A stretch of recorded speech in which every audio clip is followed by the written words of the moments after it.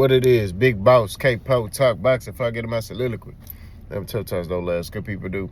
Don't off yourself. Cut them in if I lie. Maybe matter. Peak game metaphors on what? Swing. So, it's official. On the Tank undercard, you got El Rayo versus Gary Antuanne Russell. That's the co-main event. It's going to be for El Rayo's WBA 140-pound championship. I like it. It's fireworks. Now, I kind of heard something a while back because I saw Gary Antuanne Russell. It's an interview. I forgot. If I find it, I'll post a link in the description. I just was happening to just be watching, boxing YouTube, and you know how you put YouTube on autoplay. So it auto-populated or auto-played to this next video, and Gary Antuanne Russell was in the gym, and he was talking about how, potentially he was gonna fight El Rayo for the championship, but I didn't see no reports. I didn't see nobody else talking about it. So I didn't really make a video until somebody, it was official, it was concrete. And, El Rayo posted on his page, PBC posted on their page, it's going down. I like the fight. You got Rayo, power puncher, who a dog. You got Gary Antuanne Russell, who a dog who coming to get you, but is very scientific and technical with his stuff. I like the fight. It's fireworks. You know what I'm saying? And this is what I'm talking about by meaningful fights. That stuff Turkey Al-Sheikh be doing, I'm sorry, I can't co-sign it. It's a lot of wishful thinking. You know what I'm saying?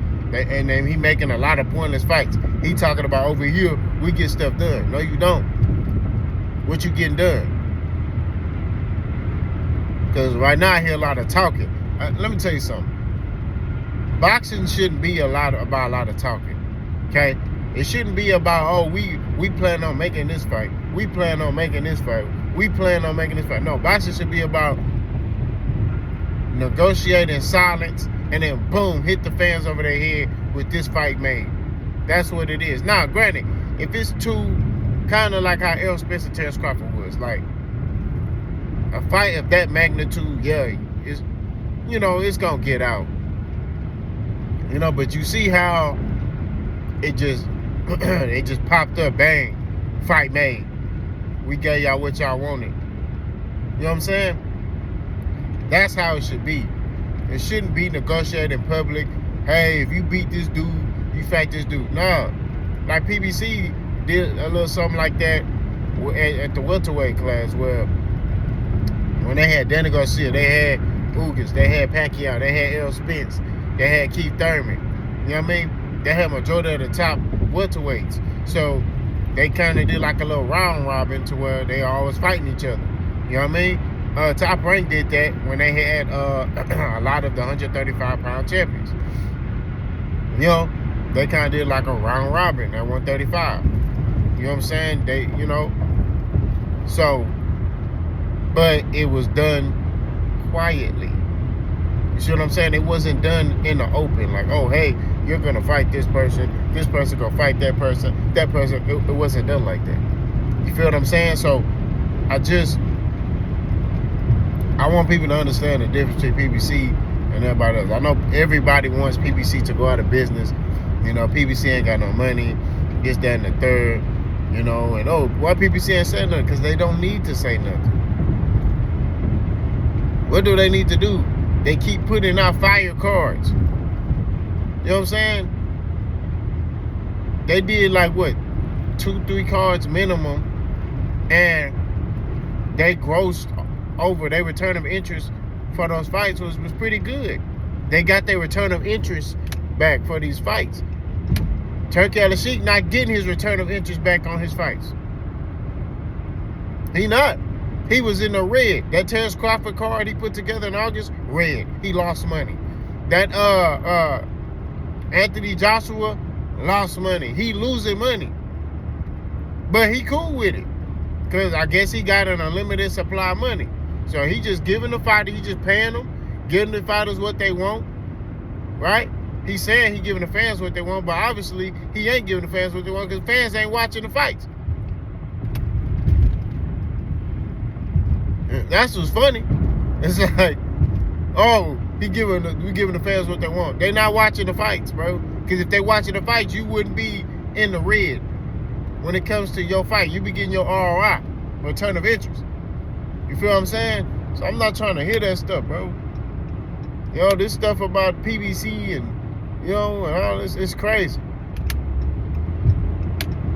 And you know this. Ain't nobody selling their soul at PBC. These boys gonna selling their soul, giving awards, giving medals, and all type of stuff to Turkey on the sheet so they can pay him. That's what it is, so they can get paid. That's what they doing. It's crazy, bro. They giving that boy Turkey, they giving him medals and worship him. Bro, they did this in the Bible, bro. You know what I'm saying? All this idolatry and all this stuff, they did all this stuff in the Bible. To where you got to sit there and worship this dude, man, bro. No, man, I worship Jesus Christ. And I'm telling you, some off but Turkey LC. Yeah, I feel it in my spirit. I don't know what it is, but some off. Some off with Buddy. I don't know what it is. I can't tell you what it is, but some ain't sitting right.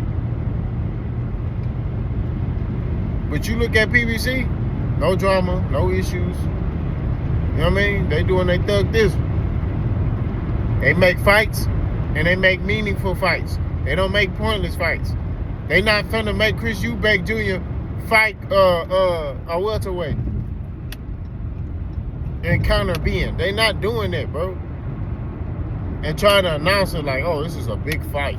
This is what boxing needs. Nobody want to see Conor Benn versus Chris Eubank Jr. I want to see Conor Benn versus Jaron Buzinix. Why are they protecting Conor Benn? Every fight that could be made with Conor Benn don't get made. Boots looking for an opponent. Put Conor Benn in there with Boots. Put Conor Benn in there with the boy who think he Ric Flair, the black Ric Flair. Put him in there with them boys. Stop protecting this boy. You feel me? All I'm saying is that keep it 1,000. This is a great fight. This is a meaningful fight for the 140-pound weight class. And this could set up, potentially a Tank fight. You know what I'm saying? Tank might be looking at both of them and be like,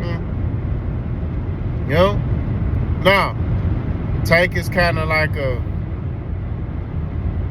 regional guy. If he fight Gary Antuanne Russell, that'd be 2 fighters back-to-back from the DMV. You know what I'm saying?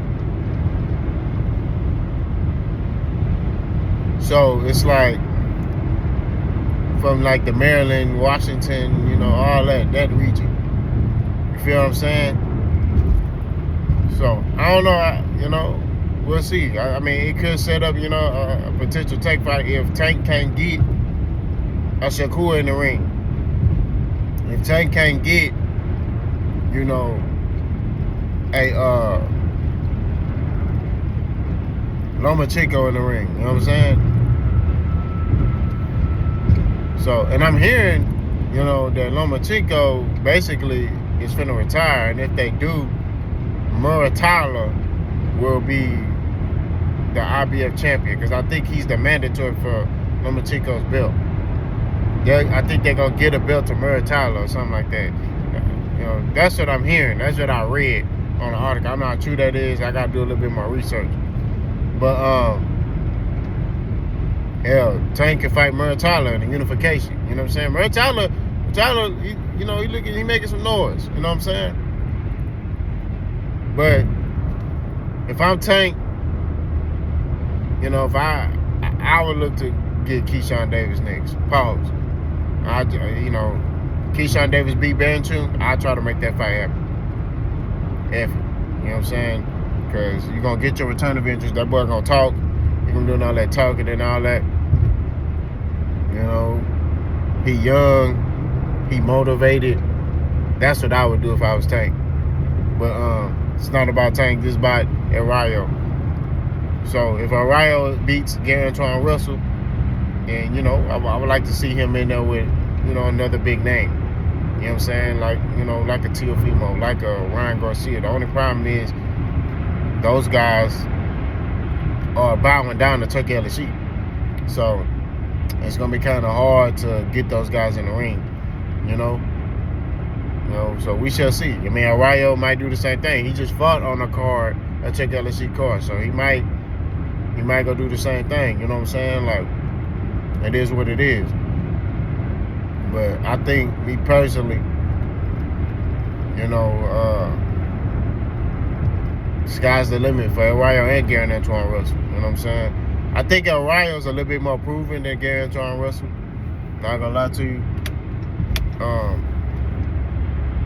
I think Arroyo, him fighting Chris Colbert twice, Edwin De Los Santos. I know he lost, but fighting Edwin De Los Santos, and, you know, those type of fights, I feel like he's the more proven fighter, and he ain't running for no smoke. And then he's proven that him teaming up with Robert Garcia will basically,